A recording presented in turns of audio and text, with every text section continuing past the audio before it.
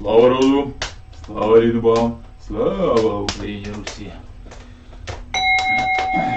З машиною треба бути уважними, тому що собаки дуже часто знову ж таки кидаються на машини не просто так. Вони кидаються в першу чергу на ті машини, на яких є енергетична порча, скажімо так, тобто попсуте, зіпсоване енергетичне поле чимось. Так? Тобто там якісь деструктивні програми, чи хтось не так подивився, чи хтось не так побажав, чи тому господарю, чи тій машині. І тоді треба очищати, в ідеалі проводити обряд благосвяти. Тобто спочатку проводиться очищення енергетичного поля машини і тої людини, а тоді накладаються, власне, конструктивні такі сотворяючі програми.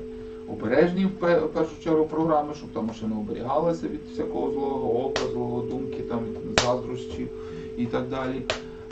І інші програми, щоб перед ним розкривалася дорога, щоб там всі допомагали в дорозі там, і так далі, і так далі, і так далі. Ось таким чином. Була в мене така історія, що одна з учениць купила машину і відповідно прислала на освячення фотографію, тому що насправді нема ніякого значення, чи я поряд з тою машиною, чи я за тисячі кілометрів.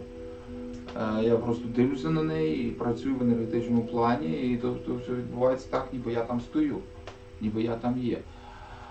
І я там справді є на той момент. І тут я освятив, а потім ще поставив питання таке, а може підкажете, які найкращі номера вибрати. Ну, я сів, так попрацював і вибралося три основні, там було ще кілька підваріантів, але три основних варіанти було номерів. І я, власне, кажу, що якщо ви виберете оцей номер, то це буде вас спонукати, штовхати до таких дій, до такого життя там, і так далі. Якщо цей номер, то відповідно трошки по-іншому буде. Так? Ну, тобто, якщо так грубо казати, там буде більш спокійно, а там буде більше активності, більше руху, більше якихось проєктів там, і так далі. Ну, що кому треба. І третій варіант, там ще трошки по-іншому. Там цей. Кажу, ну ви собі подумайте, послухайте, тобто усі три для вас є благополучні такі, благочинні. Однак ви собі послухайте, що вам ближче до душі, от власне на цей період зараз.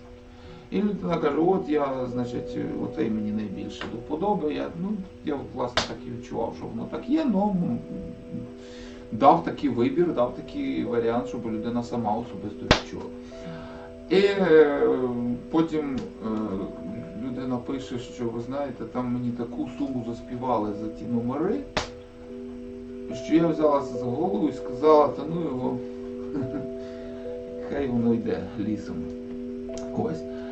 І каже, та вже як буде, так буде. Однак, що цікаво, що коли їй видали номери, то та комбінація номерів, вона, власне, мала в собі ті цифри, власне, з тої комбінації, яку я їй запропонував. Тобто, таким чином ми бачимо, що це була не просто діагностика, так, і визначення, які цифри для неї будуть найкращими, який номер буде її вести по життю, в дорозі, там, в щасті, благополуччі. А це було вже налаштування відразу простору, і налаштування відбулося, і це відобразилося тим, що їй просто автоматично, само собою, виділили такі, власне, номери, які їй були потрібні. Ось. Це, власне, і бачимо, як воно відображається. Тобто, власне, от наш стан душі, наші ті програми, ментальні, енергетичні, що ми в собі носимо, в своїх енергетичних тілах, наша карма, вона, власне, відображається дуже багатьма знаками. І коли ми уважні, то ми звертаємо на це увагу і дивимося, у тому числі і номера машин, у тому числі номера будинку, квартири там, і так далі. І там, і купа інших. А якщо, відповідно, ми знаємо, як це налаштовувати, то знову ж таки ми використовуємо оці наші сакральні символи. Тож, якщо і ви хочете, щоб у вашому житті розквітали благополуччя, радість, любов, багатство, мудрість, то, власне, розкривайте для себе духовні наші практики, духовні радення, духовні знання. Бо це і є, оце істинність духовних знань підтверджується тим, як вони змінюють життя тут і зараз вже, а не десь там колись там в іншому світі чи в іншому житті. Тут і зараз вже переналаштували і вже бачите, як вже змінюється простір, змінюється реальність, змінюється ваше життя. Ось так от. Це стосується дуже багатьох речей, навіть таких здається, що важко нібито вплинути, як, наприклад, ми коли сюди селилися, то тут дороги взагалі не було. І то був жах, і то періодично її поправляли, але то ні до чого не приводило. Ну і я, відповідно, в один прекрасний момент сів, попрацював і ту дорогу зробили. Зробили, хоча, ви скажете, що то таке, може просто робили в усьому районі, так. Ми підемо, подивимося, там одна вулиця сюди, чи одна вулиця сюди, чи просто чуть далі туди, і ми вже бачимо там іншу ситуацію, отак скажемо. Тож задумуйтеся, що ви хочете змінити у своїй реальності, у своєму житті, в нашому спільному житті, в житті усього нашого народу, всієї нашої країни, аби народ наш відродився у славі і силі своїй, очистився від того всього чужого, відродив свої прадавні знання, прадавню силу, став, ми вже стали народом відаючим. Це наша природа, наша суть, наша дхарма. Ось, однак ми стали, ми зайняли це місце, своє місце, у, знову ж таки, тому ще більшому тілі, у якому єднаються вже народи, тобто людство. Людство і нині у цій новій епосі, у цих нових часах, власне, має людство переродитися. І нині питання на засипку. Чи людство зможе переродитися, так? І у цій великій, не просто задачі, а це одночасно і задача, і випробування, і таке, критичний, такий кризисний момент переходу.